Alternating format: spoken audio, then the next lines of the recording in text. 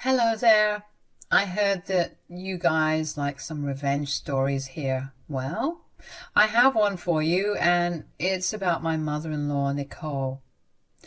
I am Macy, and my husband is Adrian. We belong to a fairly middle-class family, so don't expect to see a lot of rich people preferences in my story. We had a humble life and were happy being together, the two of us. Nicole was always a problem because she never liked me much. She has a habit of asking my husband for things and gets mad when he denies giving her something.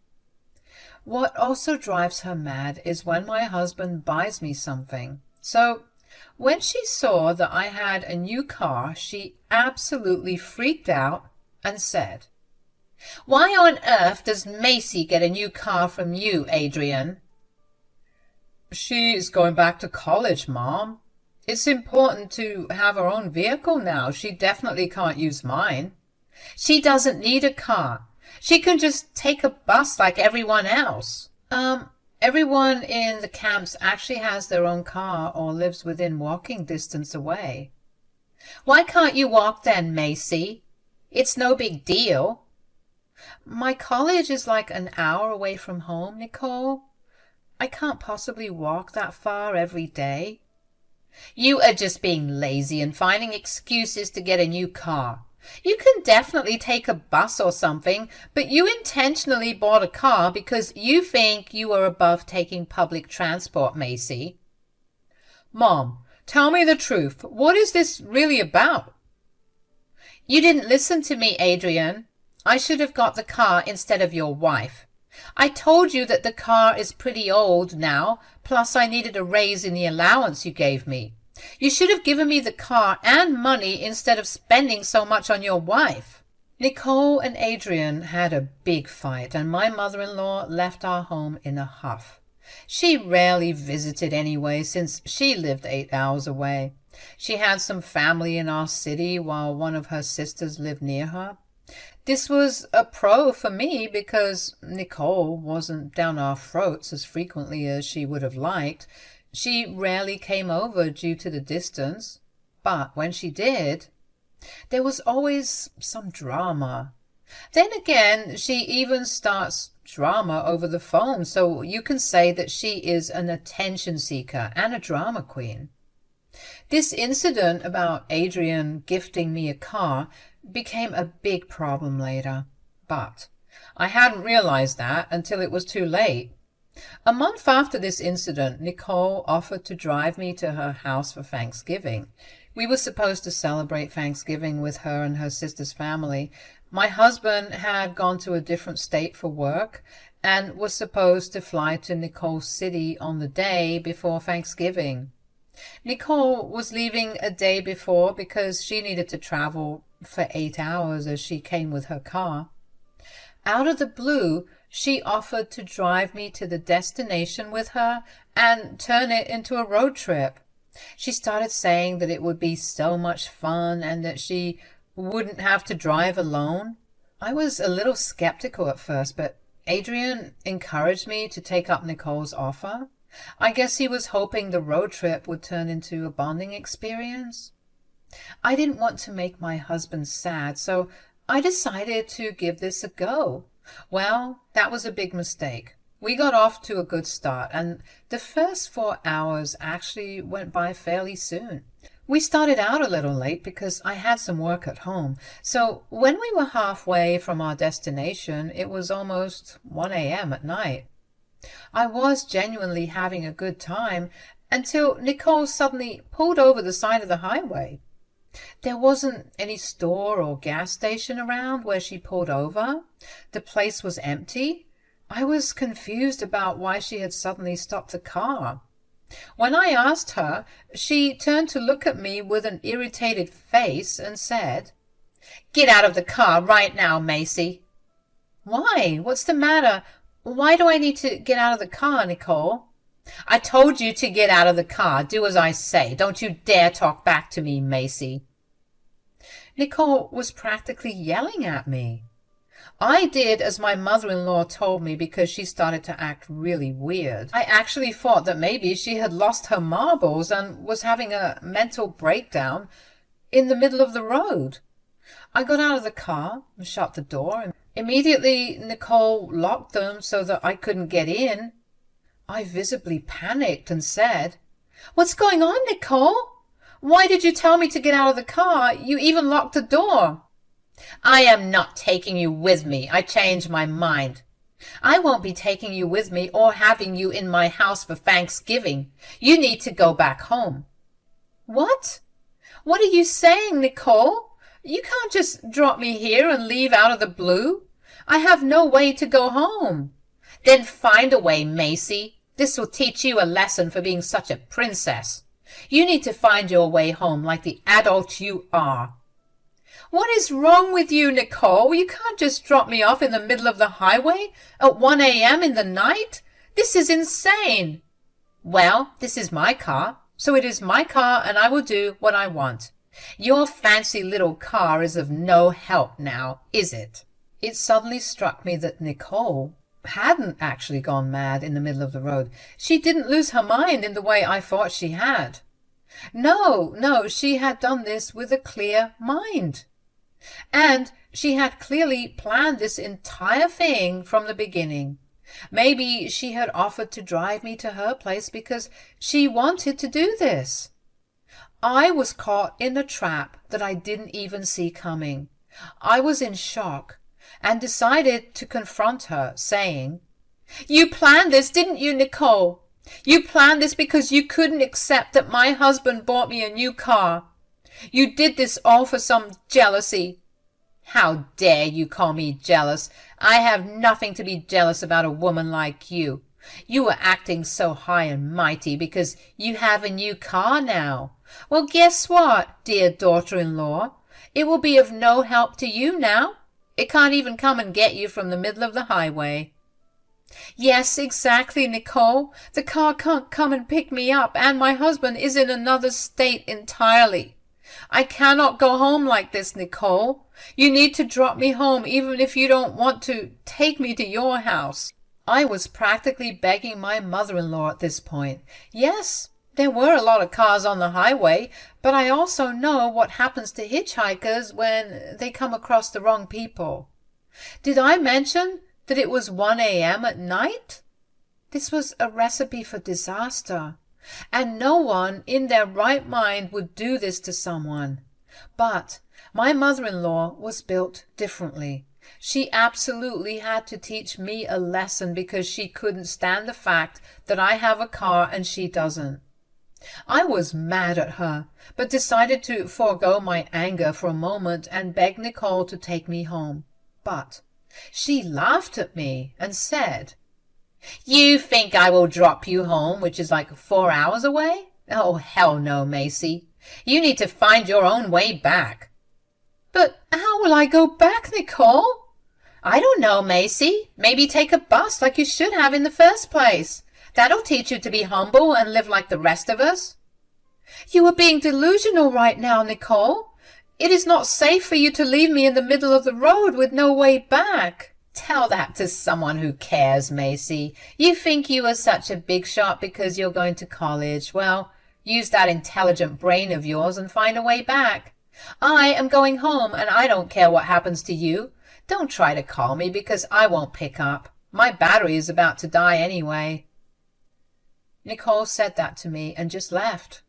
Yes, my mother-in-law actually left in her car while I stood on the side of the road looking absolutely dumbfounded. She drove off happily and even told me not to contact her. I was just baffled by what she had done. I stood at the side of the road for a good half-hour, trying to figure out what I should do. I must admit that I was also hoping that Nicole would realize that she shouldn't have done this and come back for me after tormenting me for a while. Well, I had no such luck. The mad woman was actually serious about what she did and wasn't going to come back and rescue me from the road. I didn't call my husband straight away because he was in another state, and I didn't want him to freak out when I knew he couldn't do anything. So I waited and tried to get a cab, but I had no such luck with the cab either. The network was choppy and I couldn't get a signal to find a cab or even make a call. After like 45 minutes, I really started to get worried. Too many cars and trucks passed by me and the drivers were eyeing me suspiciously.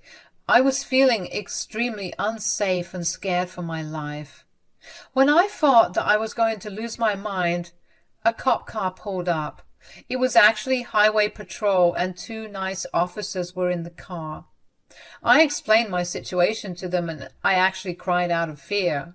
I said, "I don't know what to do now, officers."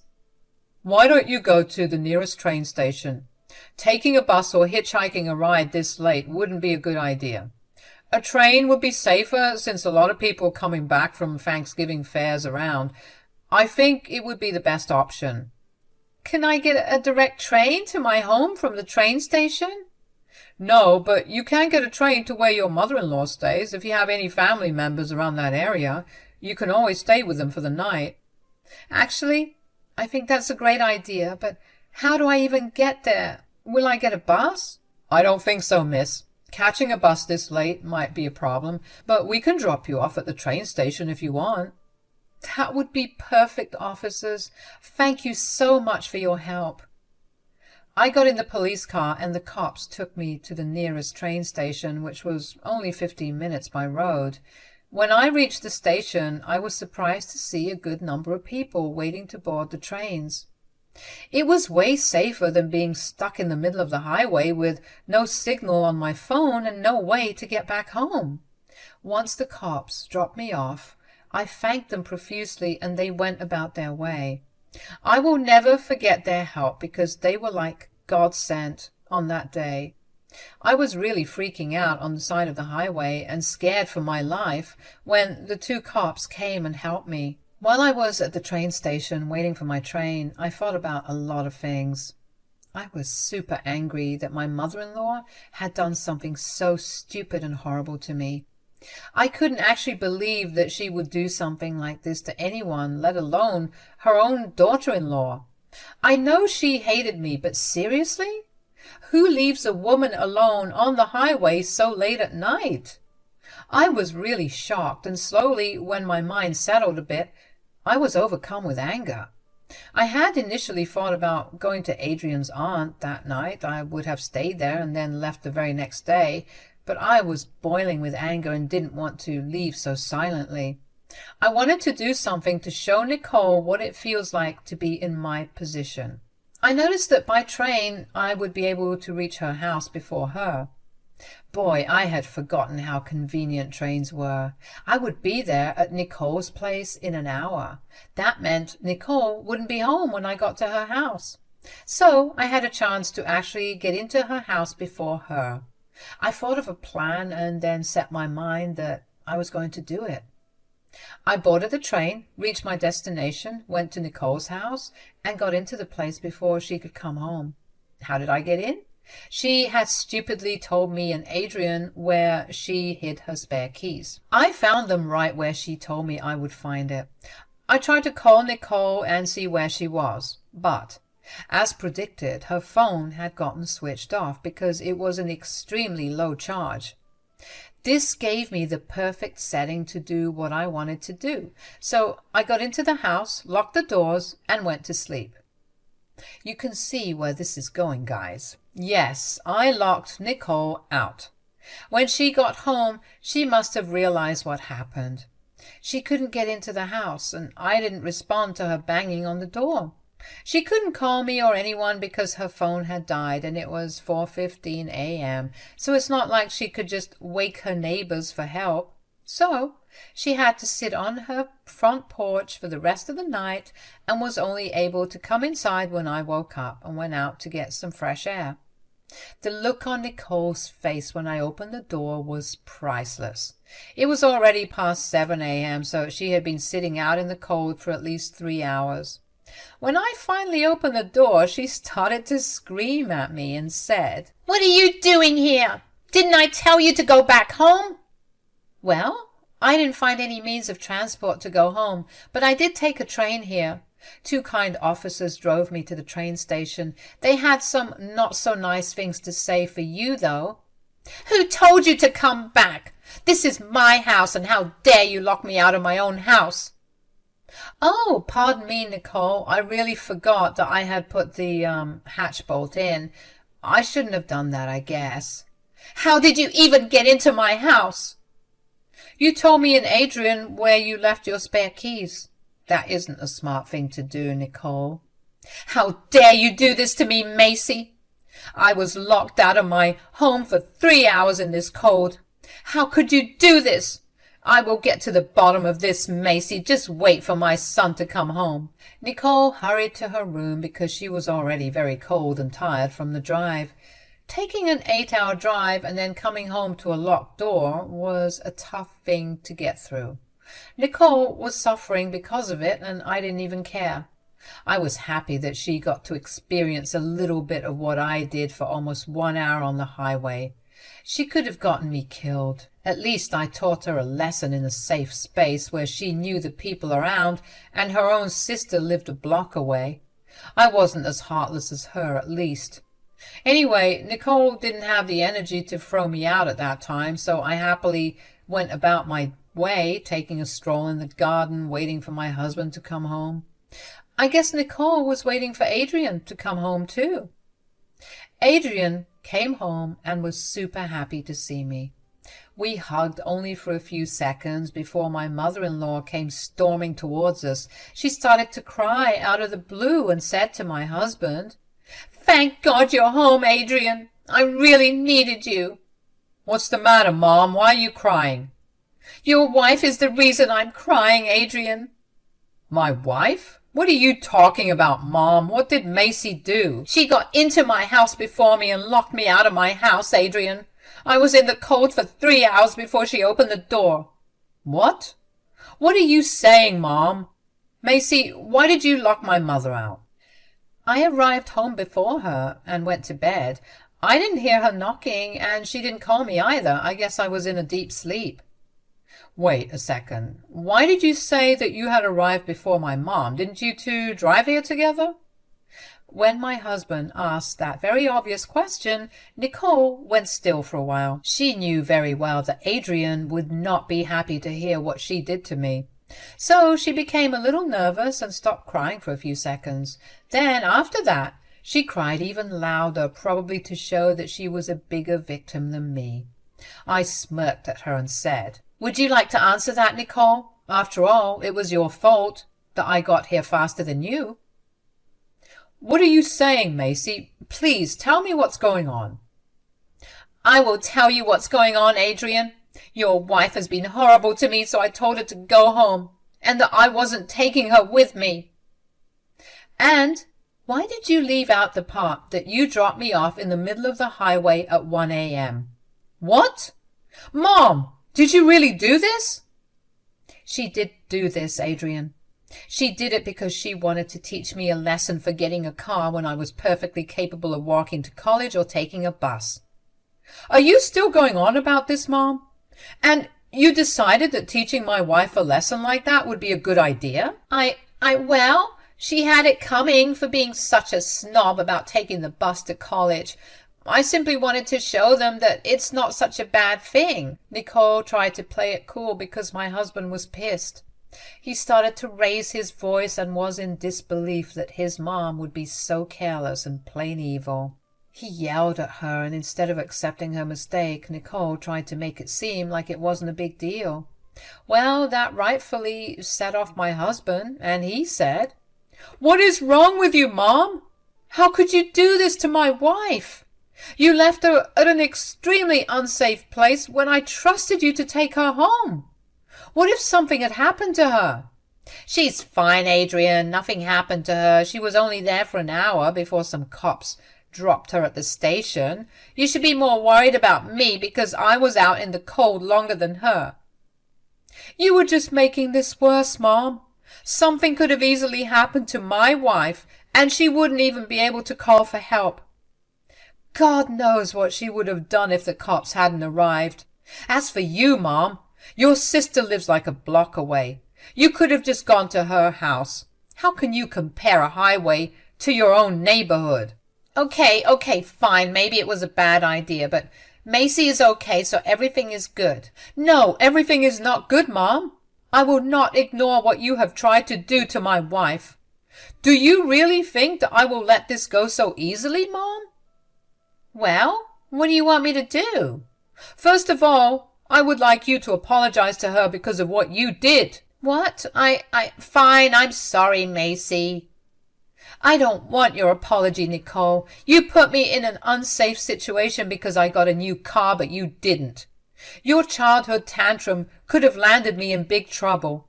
After today, I don't want any contact with you anymore. I agree with my wife, Macy. I think we should both limit contact with you for a while. In fact, we won't stay for Thanksgiving here. I won't be thanking you for leaving my wife stranded on the highway. That's not going to happen. Nicole started to freak out when my husband mentioned having no contact with her for a while. She was crying and telling us that we were overreacting and everything was fine. She didn't even care to plead her case about me locking her out. She realized that it was nothing compared to what she had done to me.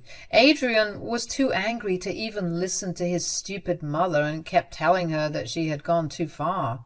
After a lot of back and forth, Adrian and I left and went to his aunt's place instead. I told his aunt the whole story, and she was equally horrified as my dear husband. She told us that we could definitely stay with her family for Thanksgiving, and they wouldn't be inviting Nicole because of her actions. So Nicole's sister uninvited her, for which she threw another tantrum. She even showed up to her door to try and negotiate. Well, it didn't help her case. So Nicole tried to teach me a lesson, but it ended up backfiring in a huge way. Not only did I lock her out of her own home, but also told everyone what she had done to me. No one actually sided with her and told her that they were disappointed with her. Adrian was firm in his words that he wasn't going to be in touch with her for a while. I was glad about that, because I didn't want to deal with Nicole after that day either. Anyway, it's been a long time since Thanksgiving, and I am writing this from the comfort of my home now. My husband and I are having a great time without Nicole creating drama, and it looks like we will be making the low contact with Nicole a permanent thing from now on.